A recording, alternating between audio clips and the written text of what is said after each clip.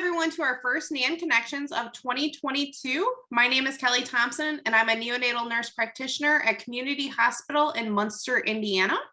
I'm also chair of NANN's membership committee, who's hosting tonight's event. And thanks to all my colleagues on the membership committee and NANN staff, Molly and Olivia, who work behind the scenes to make these events possible. NANN Connection events were born from feedback we had received from NANN members who shared they needed and wanted more opportunities to connect with their peers from all over the world, especially during this global pandemic. NANN will continue to host these events focused on self-care and free to all neonatal nurses throughout 2022. If you have missed any and want to view any of them, please go to NANN's website and search NANN Connections, and you will be able to view all the previous recordings. This year, we are thrilled to let you know we have received a generous sponsorship that will allow us to continue to share presentations from self-care experts. And starting in April of this year, we will be able to offer CE for these connection events. KAC USA is committed to making the world feel better. As one of the largest pharmaceutical groups awarded with the B Corp certification, we are committed to developing and commercializing products that meet the needs of healthcare providers and their patients while improving our environmental impact. Thank you, KAC USA, for your generous support of NANN and neonatal nurses. Before we get started, we want to hear from you via our Zoom polling system. When prompted on the screen, please share with us your primary nursing role to help us get an idea of who is with us tonight. If you don't see the prompt, feel free to write your response in the chat box.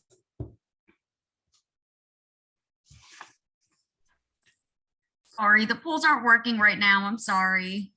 Okay, so the poll was, if you guys want to write them in the chat box, what role, APN, neonatal nurse, educator, manager, or student?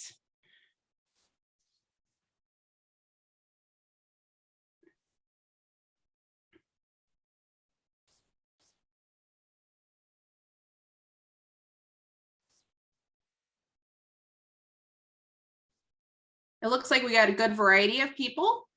I've seen some nurse manager, educators, a lot of students.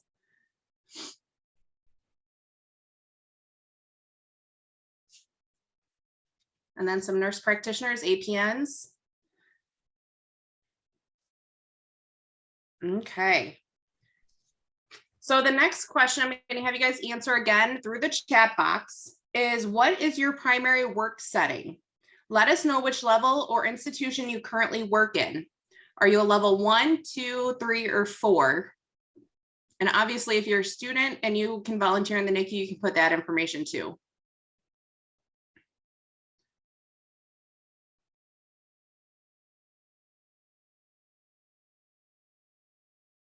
So it looks like a majority of level 3 and 4s. We do have some 2s.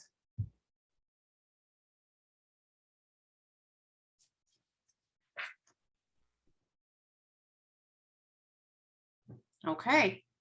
And remember, just by joining us tonight, you've been entered into a giveaway for a $100 gift card to Spa Finder, so you can add some more self-care into your life. Our presenter has also offered a raffle for a 1-hour personal coaching session and a copy of her book. So stay tuned to the wrap up at tonight's event to find out if you've won. You must be on the call to win. Now let's get started. Dr. Eileen O'Grady is a certified nurse practitioner and wellness coach. She uses evidence-based approach with individuals and groups to reverse or entirely prevent diseases. Eileen is an expert on intentional change, emphasizing the importance of extreme self-care and how to identify and remedy the life that is off kilter. She is the founder of the School of Wellness and the author of Choosing Wellness, Unconventional Wisdom for the Overwhelmed, the Discouraged, the Addicted, the Fearful, or the Stuck. Welcome, Eileen. Thank you so much, Kelly and Molly and all of you. This is so great and funny because I was wondering, why would a group of neonatal nurses meet on a Friday night at 6 your time? So it's, now I know. Anyway, modeling flexibility and agility. So this is just also in the chat box.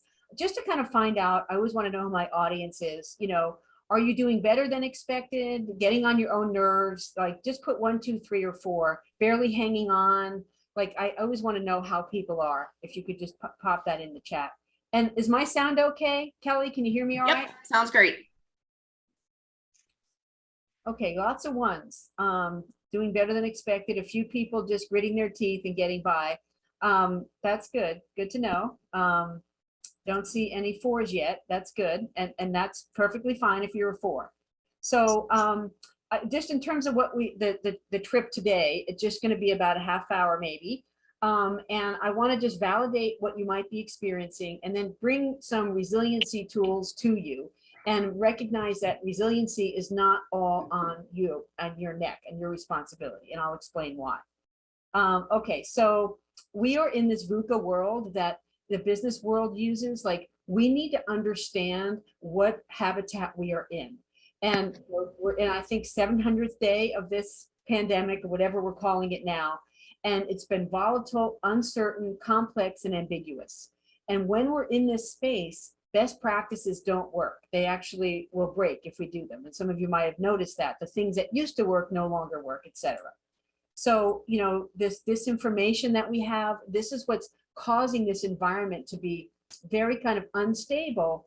And, you know, working with some nurses at CVS, they're coming in the morning, one policy, at noon it's different, and at 3 o'clock it's different again. So this like constant change and the disinformation that, you know, the public is experiencing and we're having to deal with it, coverage madness. And then we have these really chronically ill people, and I'm assuming with babies too, I don't know. I'm so in admiration of you working with these itty bitty babies. I mean, I have to tell you. But these chronic illnesses with acuity on top, so patients are much more complex.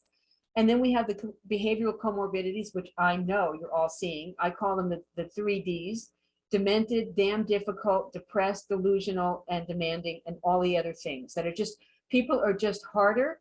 We're seeing an uptick in incivility in the world, like, so, and it's all coming at us. They used to have parades for us, and now there's like hostility directed at us. And then we have people that are totally unengaged, patients, parents, or staff, or they feel entitled to everything. So we have these people that are just hard to work with.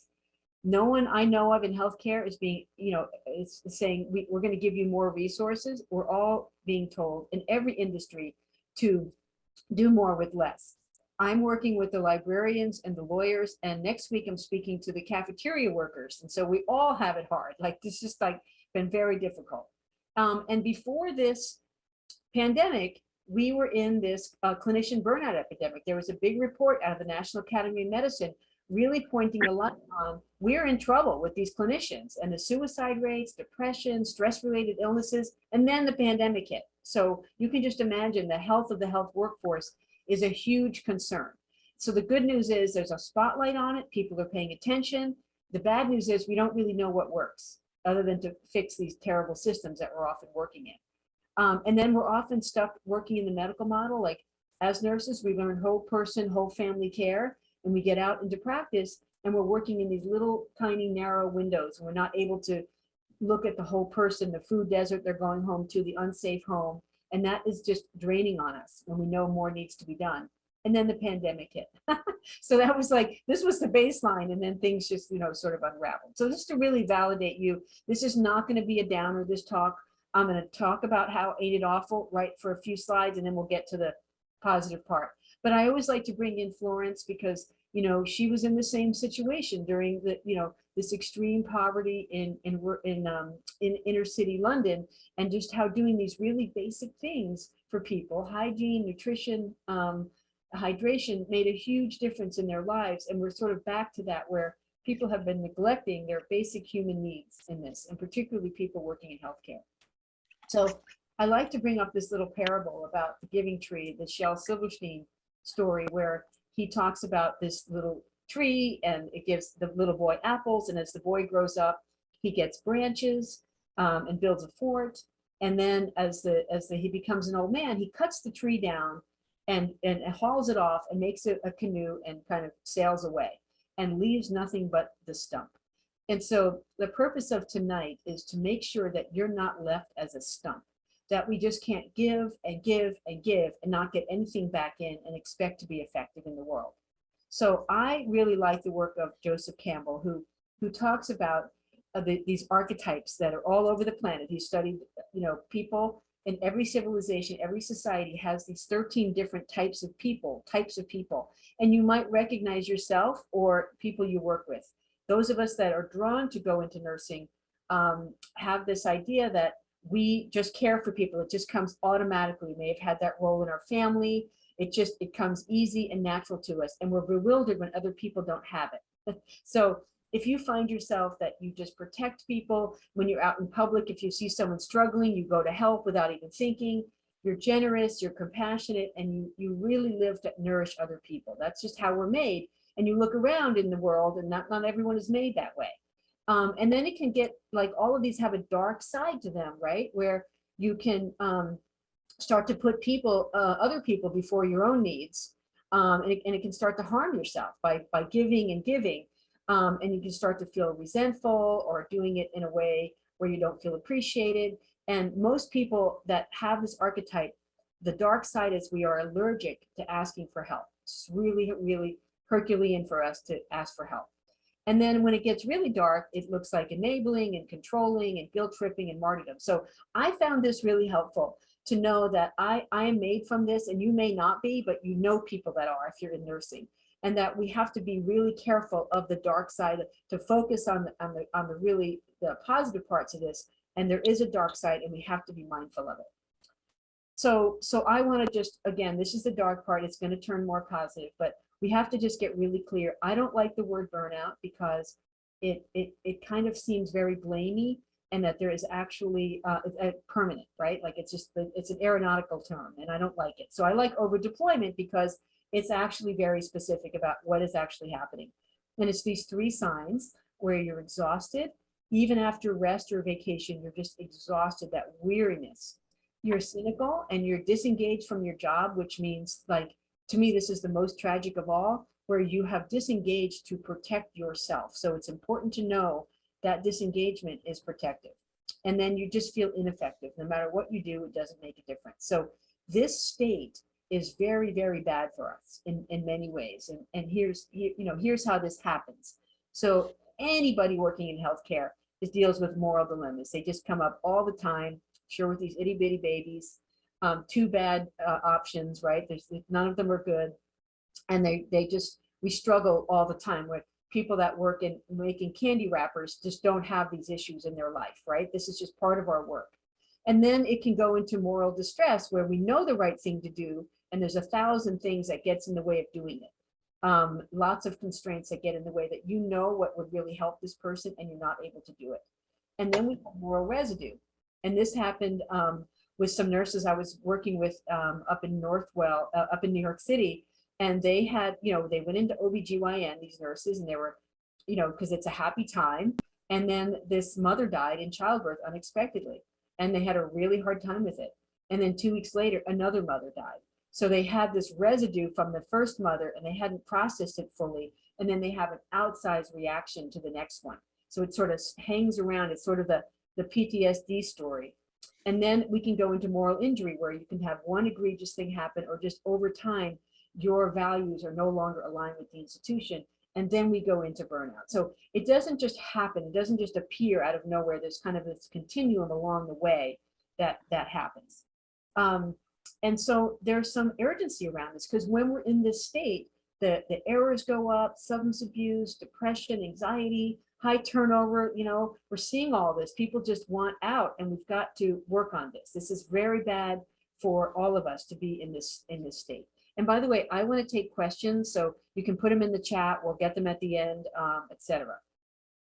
And then this new term, presenteeism, which means that you're at work, but you're not really there. You're at 30%. You're pretty checked out. And you might be working with people that have this presenteeism. It's costing the health care industry a fortune by just being disengaged in your work, that you just feel like you don't have it in you to show up, or you're showing up sick because you're short-staffed, whatever that is. And then I just want to bring this up, and this picture just says it all, that we 700 days into this, and that when we are in this chronic stress state, It affects, the cortisol levels are high, and it affects all of our end organs. And there's just no organ system that's not thrown out of kilter by this chronic stress. So we are very much like those animals on the savannah when we're running, you know. And the thing with the zebras, and why I love this author so much, why zebras don't get ulcers, that within 90 seconds, they're back to their normal state. And we just don't have that kind of access. We just stay in that heightened stress state. And it's really, really bad for us to be in this. It's really, really bad. And I think this is really said beautifully, that it's an erosion of our human soul. You know, Christina Maslach has been doing this work on burnout since the 1970s, and she has the scale that measures it. And I just think that really says it. It's soul crushing. And that for you to go, if you're in burnout, and for you to open the door of that facility to walk in, you have to turn off so much of who you are, and mostly your soul. So this is very, very corrosive to us. So now on to the brighter part. And this is about, you know, what is resilience? And so sometimes when I'm talking about resilience, I feel like there's a giant eye roll, and it's code for now they want us to do more with less, right? They're going to give us resiliency training. And what I want to say is that there's this new twist on it, which I think is so relevant to you, is that resilience is really about having resources. So let's not confuse resilience with the lack of resources, so that resilience flows and stems from a resource-rich environment. So this is a story of a couple from Germany. They were out in Australia touring the salt flats, and their truck got, they rented this big fancy Jeep, and they had a few bottles of water, and their truck got stuck, and they died as a result. And so they did not need resilience. They needed resources. They needed water, and they needed to know that education, you let the air out of the tires and you can get out. They didn't know that. So we keep putting things on personal resilience when resources are needed. So I think that distinction is huge and really important, because we're seeing so much under-resourced situations in healthcare. So this resiliency thing, to me, requires system problems. So if the big problems that I'm hearing about are these long shifts, under-resourced, understaffed, horrible EMR that was designed by who knows who, but not a clinician, high acuity and demand, an uptick in incivility, where sometimes that incivility is being not protected, tolerated, where nurses don't feel safe, a disregard for expertise, and this lack of culture of wellness. And this is the thing that's so strange to me, because we are in healthcare talking about it from morning till night, all day long, doing it, practicing it, all this, but not doing it ourselves. And no one even cares if we are. So we're coming in on fumes, exhausted, not fed, not watered, not exercised. So these basic things, back to Florence Nightingale. And so many of the things that I think are hurting people in healthcare are systems related. And then there are these individual factors like sleep and moving your body and nurturing relationships that are up to you. But when you're so drained and you're bringing crumbs home to your family, you don't have it in you to kind of restore for the evening. So and we're all embedded in these systems, and there is more we can do. I do think that we have more agency on the table that we can claim. Okay, so I like this idea of becoming the CEO of your whole life, that you are in charge. Just because you work someplace doesn't mean they own you. They're not in charge of you. And I study CEOs, really successful ones that have 50,000 employees, and they work out in the morning, right? They show up to work, exercised, fed, slept, rested. So we can do the same thing, like take charge, command and control of the things that we have control over. You're the CEO. And if you don't have time to pee during the day, you need to fire who's ever in charge and change that you're in charge of that. Nobody else. You don't want to leave that to anybody else. So some of you might remember that 2020 started with the forest fires in Australia. And this is 3 months later, and you can see the new growth, right? Like we bounce back, that the ability to bounce back. So I have really think about resilience as three things, that if we want to be resilient, this awareness, that we have to be way more agile and less fixed in our thinking and our being, and claiming agency over those things we have agency over, like claiming control over the few little things we have can really make a difference. So, what are we watering? Are we watering the weeds? Or are we watering the flowers? What are we paying attention to? So if you're in a workplace that has lots of gossip and you know, unkindness, incivility to each other, lateral violence, like, what are you paying attention to? Like, I think that's so important. You know, it's taken me decades to get here, but this idea of being aware of what's going on around me and how I feel is essential, so that we don't just sort of tolerate unacceptable behavior, unacceptable things. And like acknowledging your feelings. So much of what I've seen during this pandemic, and I have been in almost every kind of organization, I think every state you can think of over these last 2 years in Zoom. And what I see people doing is saying, well, you know, I don't have it so bad, so, you know, I'm not going to complain. And so you're stuffing your feelings down and not acknowledging them, and they could just come out sideways. They come out. That's the way emotions work. They burrow and they come out sideways. And some of us are numbing with cookies or wine or home and garden television or whatever it is. We just want to check out. And when we numb the joy and the sadness. We don't get to pick the spectrum. We numb the whole thing. And then we do comparative suffering. Well, her mother died, she lost her job, so I have no right to complain. And that's not the way feelings work. So I think what we do in nursing so well is we name things. And when we name them, they have like a handle on them, and then we can work with them. Oh, I'm feeling really envious of somebody over there because they have something that I really want. And even ugly feelings, naming them is essential, and it's the first step. And I want to take a little detour into some anger, because I think that's a really common big emotion. So let's just talk about anger. So you have these system factors and then your own factors that you may not be able to pay attention to, and it often leads to anger. So I think I just wrote a blog on this I sent it out last night about following it to its source, that anger is a really powerful, visible feeling. And if you're not feeling it, you're certainly working with people that are. And it's always secondary. I know that the researchers disagree about this, but you don't just decide to wake up and be angry. There's always some other source of the anger. And it's really informative. And if we could just get curious about it, that it often comes from something that you care deeply about and feel powerless over.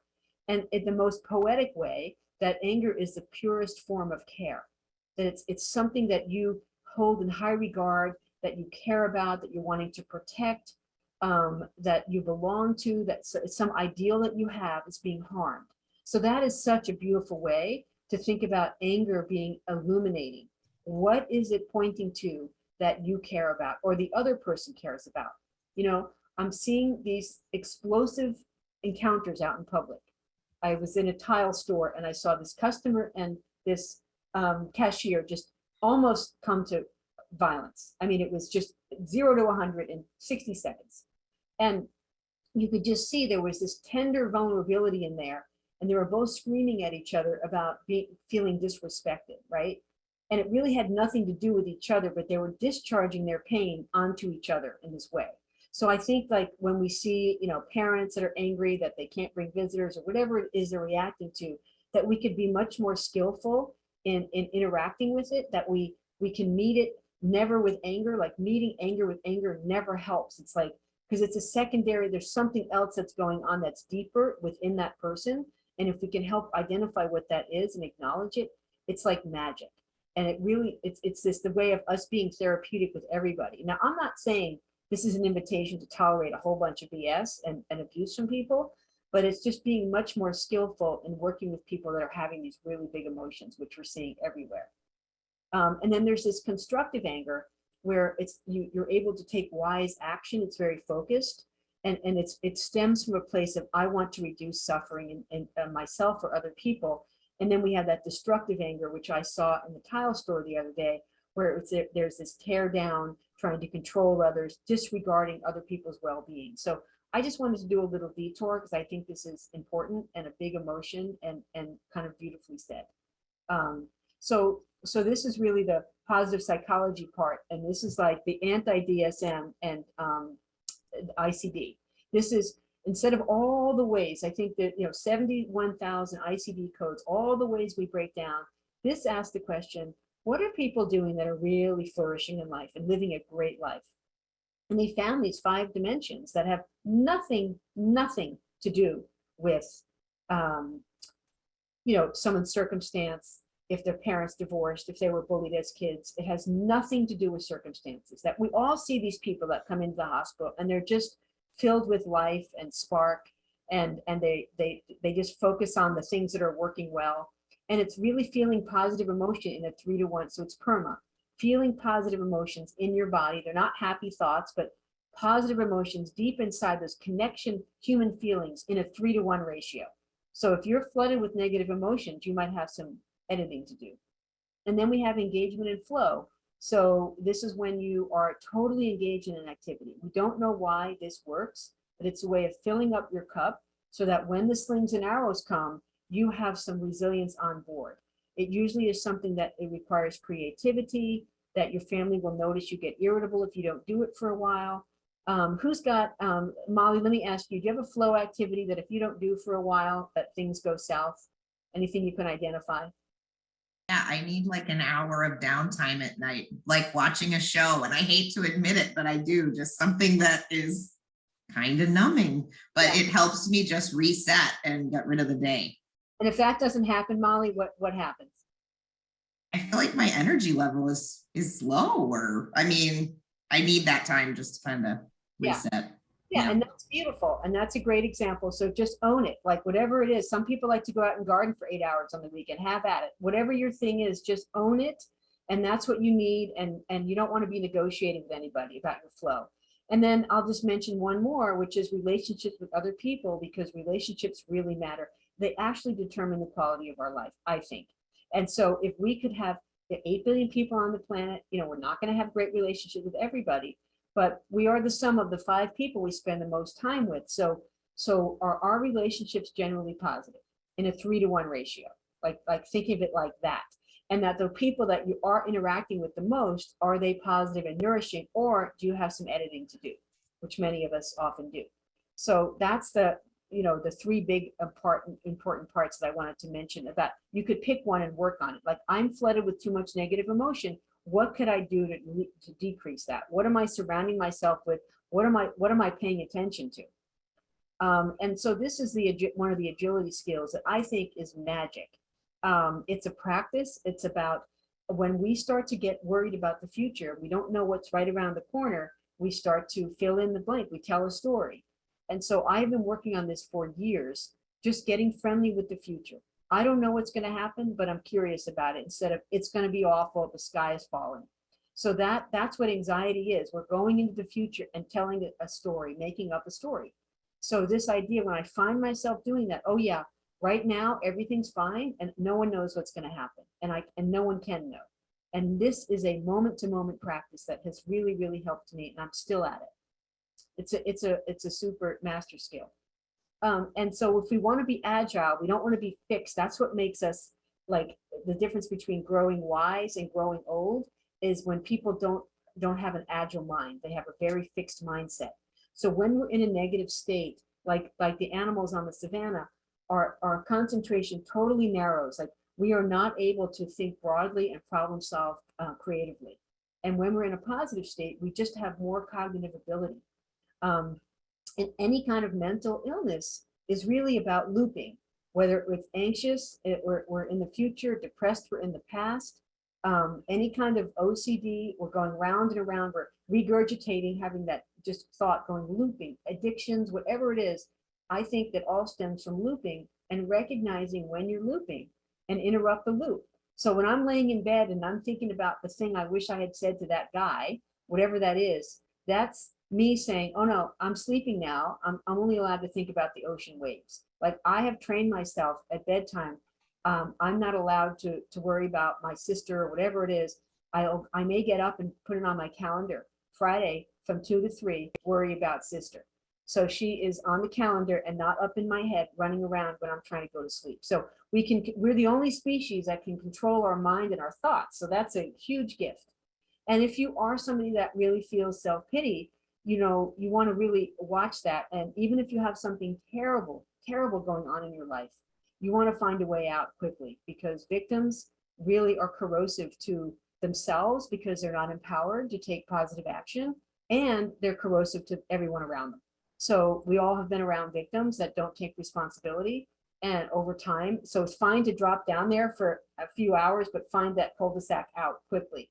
And then we can learn not to not react. So I keep thinking, like, what other species can walk into a situation, a family event, and your obnoxious cousin is there, and you know exactly what they're going to say, and you can just say, I'm not going to respond to Cousin Joe, just not going to. That's a superpower. We can decide ahead of time to not react to the obnoxious person that we know is coming. And then this Q-tip, I have one here somewhere, I keep them on my desk, to quit taking it personally. That means, like, somebody is having a moment, they're losing it, whatever's happening, it has nothing to do with you. And just not to, if we could not take things personally, that would take us a long way and promote our own well-being. So this is just about, am I going too fast, Kelly? Is this from New Jersey? You're doing fine. So this agility tool is about, like, when we see aggression, and I know I'm just mentioning this more because it's become more of a problem. There's a fire burning beneath, like we talked about, this anger. And so these are the things that often drive people to act out and behave poorly, including ourselves, right? Like when we act out, we're not just aggressive there's something underneath, and to look for that fire beneath, especially in yourself. Like what is getting at you? I just got off the phone with a client, and she's trying to talk to her boss, and her boss is putting up her finger in her face and dismissing her, like in this kind of really disrespectful, nonverbal way. And so she is going to go to the boss in a calm moment and just say, I want to have a great working relationship with you, and I feel like we're not doing that right now, and this is not working for me, this kind of dismissive tone. And you can say that to your boss.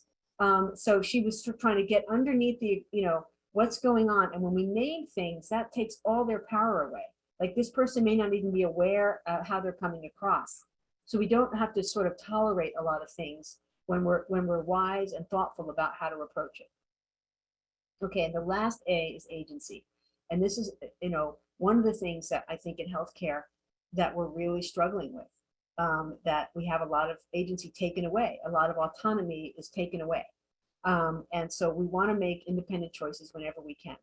And so I just created this slide because I thought it was really fun, because I talk to people all day long, and so the question is, what are you paying attention to? Like, what are you watering? And if it's the red circle, if you're spending most of your time in the red circle, you may not be a very effective person.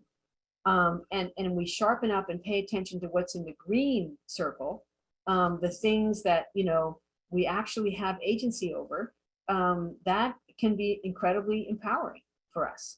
So I have to watch this myself, where I get into other people or some news thing, and I'm starting to, like, get all wrapped up and anxious or whatever about it, reactive. No, I don't want that. I got to go back to my green circle.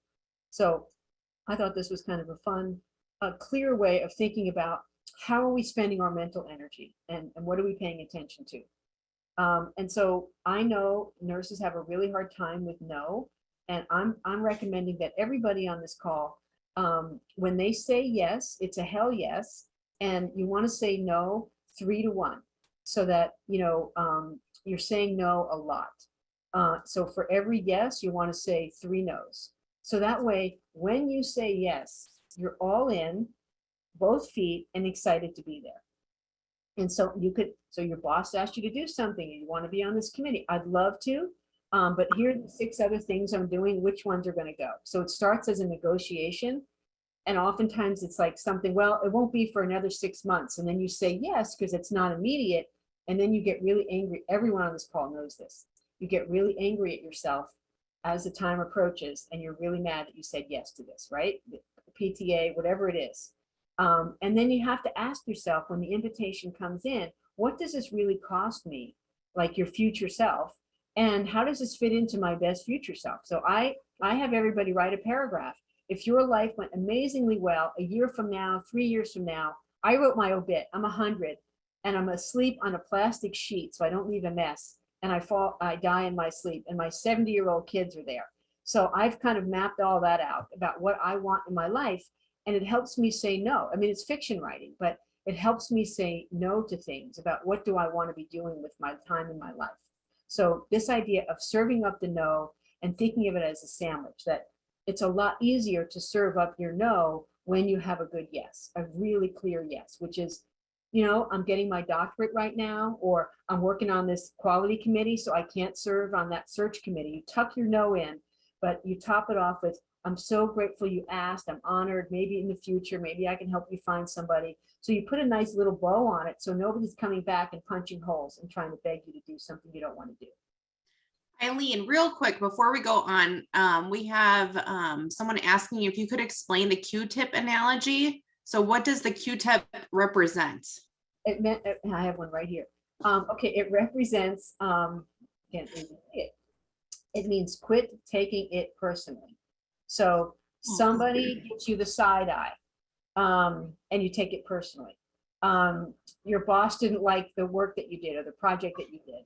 You don't have to take it personally. Like that's what hurts us, is that we think that we're wounded, or we think that they're right or something. So I've gotten really good at this over time, just like this. And if somebody's losing it and they're screaming and red in the face, this has nothing to do with me. Like, I'll say that to myself as the spittle is coming out. Like, this has nothing to do with me, right? Because I'm a person that goes through life and I don't hurt other people. So if somebody misunderstands me or whatever, it has nothing to do with me. It's empowering, or else own your part, right? Does that help, Kelly? Yes, yes. And then the other question I have for you with this yes and no. So if you have a lot on your plate and let's say a manager comes to ask you to do something, and it's something you've always wanted to do, but you just won't be able to put your full effort into it, but it's going to look good, whether it's on your resume or evaluations or whatever. How should you go about doing that if that's maybe something you've always wanted to do, but now you have too much on your plate because you were never asked before, and now you don't know if you're going to get asked that again? What kind of, if you're saying, you really want to say yes, but you have so much on your plate, what should they do? Yeah, so I think that begins a negotiation, because that sounds like a hell yes. I'd really love to do this. This is like what I'm here for. I'm so excited for this opportunity. And I'm doing these 6 other things, and I'd like to give up X and Y. And so who could I turn that over to? So you just start a conversation. So what we often do is we just say yes, and then we're overwhelmed. Mm-hmm. This harsh reality is there's 4,000 weeks in a life, 28,000 days, and 24 hours in a day. And I think some of us aren't in reality about what that really means. Like, we can't do it all. And we've got to triage. And so I don't, and we talk to our hospice nurse friends, right? And it's at the end of life, it's those things that we didn't take care of that we wanted to do, or we let work take over our lives and we regret that. So we don't want to live a life like that. That's what I mean by you're the CEO and you get to pick and choose. And when you're really good and you're bringing value to the job, you can name your terms. We have a lot more power and agency over our lives than we realize. So use it, I say. So I hate the life-work balance, because again, it sounds blamey and somebody knows the answer and there is no answer. But this is my favorite poet, David White, one of my 3rd favorite poets. And he talks about each life has 3 marriages. And first, the marriage is to the self, and that's the one we neglect the most. Then we have our significant others, and then we have our work. And those of us in nursing, we actually took vows. We spend more time at work than anywhere else, out in nature, in churches, at home. And we let our work eclipse the other 2 and take over our identity. So I live in Washington, D.C. area, and I love to ask people, what do you like to do in your free time? And people just look at you like with a blank stare. They don't even know. Free time, what's that? So we want to make sure that we have these anchors firmly in the ground, and mostly we're not neglecting ourselves. So I like to think of it like this, and ask your significant others, honey, do you feel significant? And they'll tell you, no, you're always on your phone. You're totally distracted. I mean, my husband made dinner, and I was supposed to be down at dinner, and I thought this webinar was tomorrow. So it's like, but he's fine. But like, I want him to feel significant in my life. And so love is a verb. So what are you doing to show up? And I asked everyone in my family, like, how do you know I love you? And they all gave me a different answer. And at different times, they give me different answers. So I can show up in the way that feels loving to them, and making sure they're not peripheral in my life. So this is the most beautiful way I can think about work-life balance. And there are times in your life where like you have a newborn and the family is going to take over, or you're going accredited and the work is going to take over, but it's not a permanent state. But just don't neglect yourself. I mean, we know from our hospice friends, do not do that. And then, you know, this idea of Maslow's been reimagined. You know, Maslow never created a hierarchy in his life. This was created afterwards. And so this reimagination, I think, is so much more beautiful. It's not like a video game where you get one level and you tick the box and you never go back. It's more like a safe harbor that we have to get our needs met and come back to safe harbor on the regular to fix the leaky boat and the sail so we can go out further and explore and hopefully transcend in this life, like to grow and mature and to self-actualize, that we need this kind of nurturing safe harbor regularly. And as I'm getting older, I need more of it. I need more time with my women friends, more hikes, more yoga. I need more. So I can go out and do this work that I'm doing and the work that you're doing. So I think this is a much more beautiful metaphor for how we attack Maslow. We don't really attack Maslow. Okay, now we're getting to agency, and I don't know if this is true, but I think every problem can be solved with a system. Every single problem that you have in your life, including accepting a problem. So if you have a relative struggling with an addiction, the solution to that problem is to accept it, right? Like that's the only thing that you can do. So this comes from one of my favorite comedians who talked about how he was in New York practicing as a comedian, and he noticed he was 18 years old. All these other older comedians were just getting drunk with the $10 they made. And he thought, how do you build a career doing this? And he realized being a comedian is actually being a writer. So he started to, you know, just write copious notes and just all day, everyday observations, 15 minutes a day. That's all it took for him. He had a system, and that's what got him new content. And so it's true for anything we want to do. We want to lose weight, we want to exercise, we want to sleep better, whatever it is. Like the idea of habit science and forming habits that support you. Like, you know, I learned how to brush my teeth as a kid. And at some point, my parents stopped telling me, and I would not leave the house without brushing my teeth. I don't remember even doing it today. I know I did it. I just don't, there's no cognitive load. It bypasses all that. I don't feel like it, it's raining. No, that purpose of a habit and the beauty of the habit is that it just happens. So you want to link it to your identity. You have a bad day. You want to be the person shoving pie in her face, or do you want to be the person that goes out and takes a hike? Like for years, and I write about this in my book, I told myself, I'm a person that doesn't put junk in her body. And it wasn't true. It was aspirational. I kept saying it and saying it and saying it until it became true. So you can have aspiration. I'm the kind of person that exercises every day or most days, you know? And so how do you live into that? And so some of these science things that we know work for habits is fresh start. We know, okay, on Monday or on my birthday or New Year's, from this day forward, I'm going to start a no sugar challenge, right? Chunk it. I do these no sugar challenges with clients all the time, 30 days, no sugar. And you literally have to withdraw. And then people find it almost intolerable to eat it. So, you know, I'm going to go to bed at 10 o'clock every night for 30 days and see what happens. Like just give some chunk of time.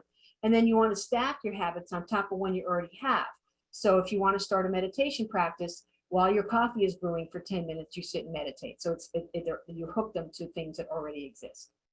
And then to me, I think, you know, Eisenhower came up with this plan, but what are we doing? What's in our yellow box that we're not doing that has no urgency to it whatsoever? And what do we do? Like I have a big thing about the calendar and taking control of it so that you are getting to the things that matter in your life, whatever they are. And what can we do to the gray boxes where we can eliminate some of this or limit the things that are eating us alive that are non-nutritive. Like it's like eating junk food, like it feels good in the moment to eat those fries and afterwards you want to barf. So what can you do to take out the yellow box, the gray, and focus on the yellow? And I'm a huge fan of these bedrock behaviors. So whatever you can do, and these are like these habits, daily habits that you have agency over, to foundation of sleep. Whatever your sleep problem is, fix it. Because everyone says they're doing all the things, they're not.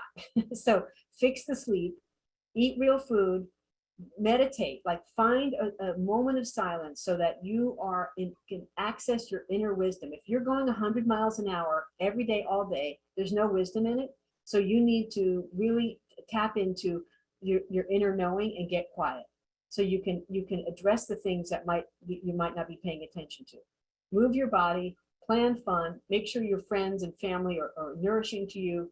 And I would have a screens and literature policy. Like if you call yourself a news junkie, you probably have some stress related illness. Just, watching, you're turning over your well-being to some editor in a newsroom. So I'm challenging everybody to spend an hour a day, like what Molly's doing, but on self-care. And that does not include eating or grooming, because some of you can blow dry your hair for an hour. So, where you are just doing an hour a day to nourish yourself so that you're not on crumbs or fumes when you come home. You're not bringing that home, that you have a way that your circle of yourself is in your life, in your Venn diagram. Eileen, that's funny you bring that up, because I had kind of just started doing something similar to this probably a few weeks ago. My sister got me hooked on this it's not a new TV show, a Netflix show.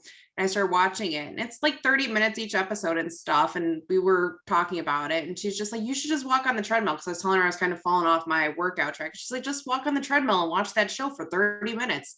And it's a funny show. And I've started doing it, even if I get off of work, after my 12-hour shift, I'll get on that treadmill for 30 minutes and watch that one show and normally get a good laugh or two out of it. And it's really, I feel really good doing it. Yeah, that's perfect. So you're stacked is what you did, right? So that's Yep. that's the science coming alive. Yeah, I know somebody that watched all of Game of Thrones on a treadmill, like would not watch if they were on the treadmill. So that's beautiful. And like building these, and it takes practice and practice until you get it down where you just get up and you do your thing, and you're not arguing with yourself. So I'm going to turn this off because I want to hear from you. The resilience is a relationship with your resources. It's not limitless, and it's not a character trait. And that you want to know your habitat. We're in complexity, so we have to be much more agile and nimble. And it's forcing all of us to grow, as painful as this is, right? I don't know how to grow without pain. Sorry. And that these tools to stay aware that energy goes where your energy flows. What are you paying attention to? And staying agile, that flexible people don't break, mostly. And claim agency, that almost any problem can be solved with some discipline or system. And you want to build your bedrock behaviors, build those into your life, and make sure that your mind is in this Vaku world, that VUCA, that it's adaptive to VUCA, that you're not fixed. It must be this way. It used to be this way. I want it this way. That's just a recipe for failure. And that you get to create your own weather pattern, that we really do in our lives. So I always like to, first of all, this is a book that I wrote that I'm really proud of. It's very personal. The series of essays on how I chose wellness and some client stories, hard-won lessons on choosing wellness. And then I like to always end with, where there's no gardener, there's no garden. That having a beautiful life does not just erupt spontaneously. It takes pruning and work and throwing things away and moving things around. So if something isn't serving you, you can change anything. That's kind of what the book is really all about. So I would love to hear about your questions or challenges. If you want to push back about anything I've said, I'd love to know what that might be from the neonatal perspective. If anybody has any questions for Eileen, you can either put them in the chat box or unmute yourself and ask her the question.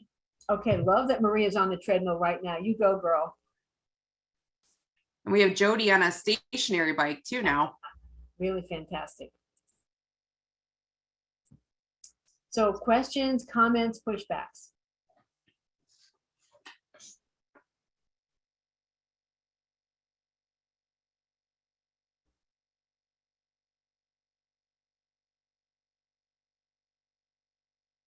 I don't see anybody posting anything.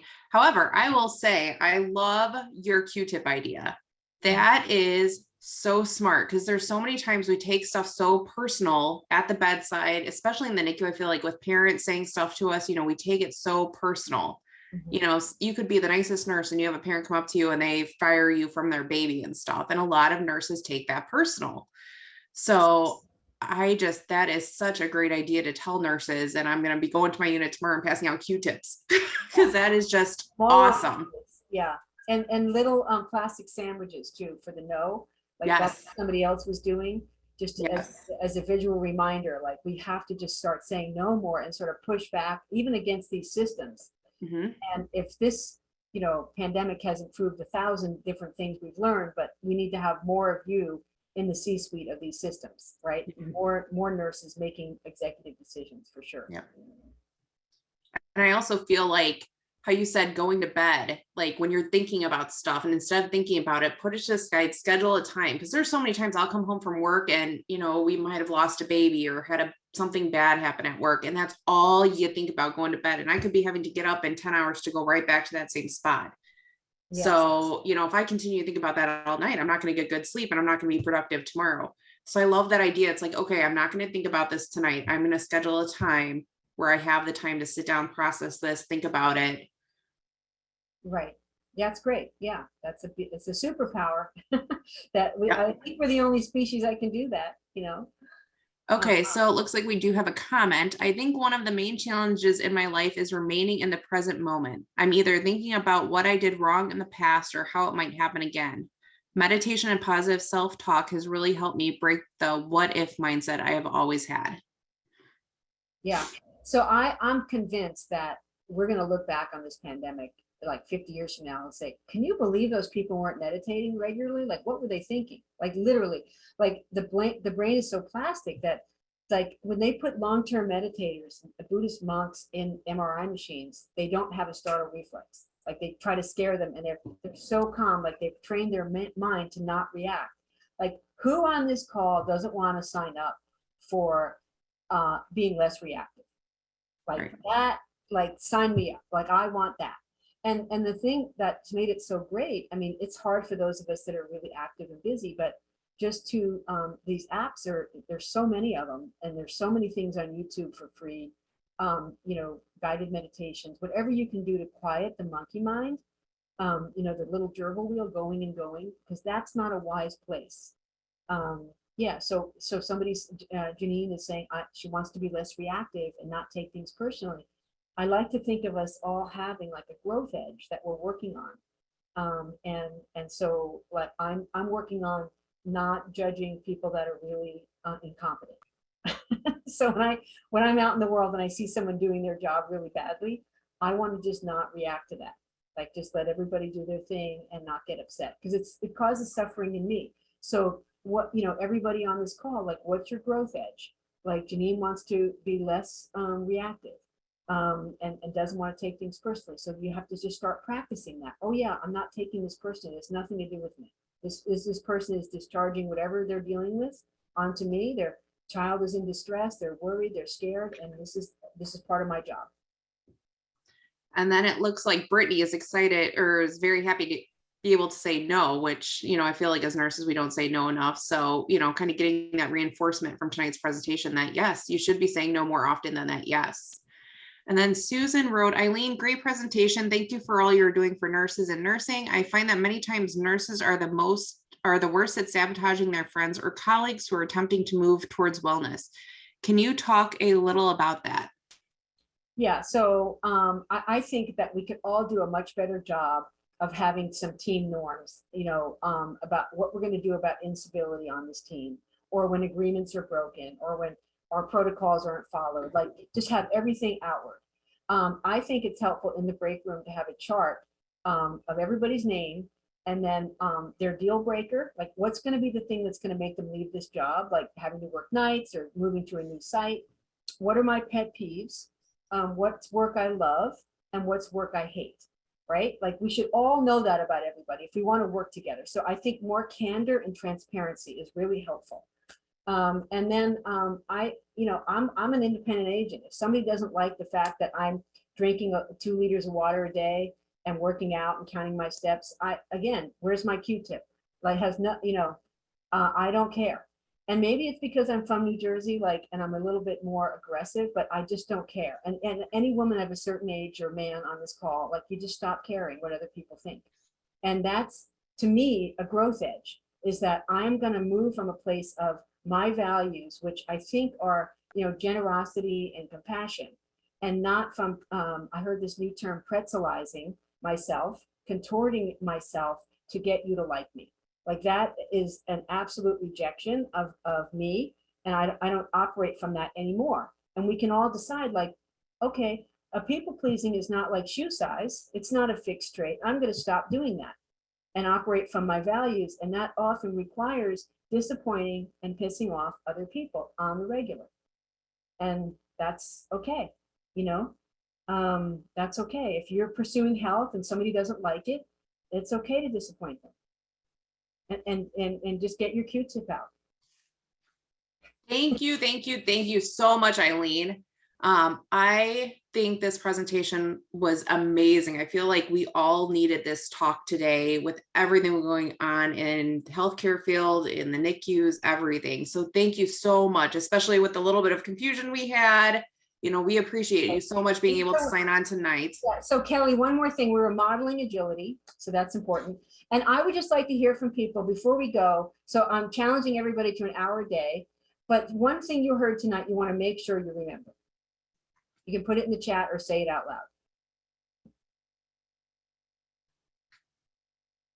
Mine's definitely the Q-tip.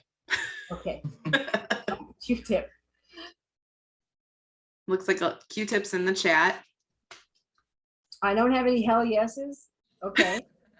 Oh, the hell no. Oh no. Yeah, get friendly with the future is a good one too. I like that.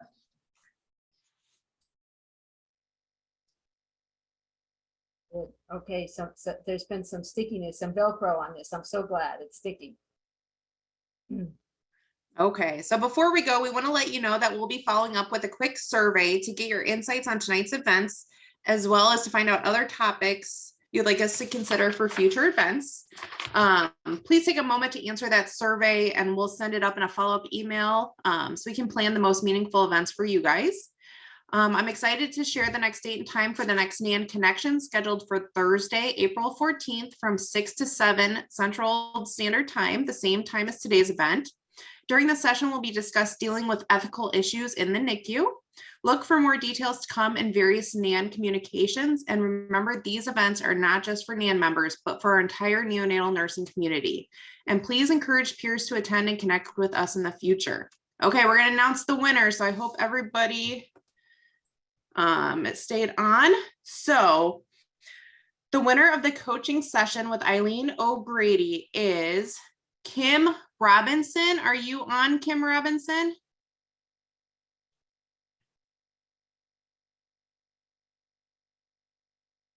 Okay, if Kim's not on. Oh, okay. Congratulations, Kim. We'll get your information and send you the information. Okay, thank you. Look forward to working with you, Kim. Thanks. You as well.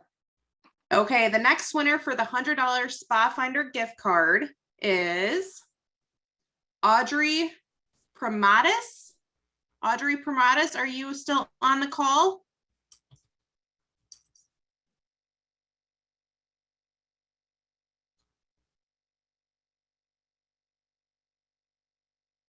Okay, I don't think Audrey's still on the call. So is Doug Smith on the call? Doug Smith? No. Okay, Sabrina Reck. Hi, I'm here. Congratulations, you got a $100 gift card to Spa Finders. Oh. And they'll get that emailed out to you. Okay. And the winner for Eileen O'Grady's book, Choosing Wellness, Unconventional Wisdom for the Overwhelmed, the Discouraged, the Addicted, the Fearful, or the Stuck, goes to Beverin Murdith. Beverin, are you on the call still?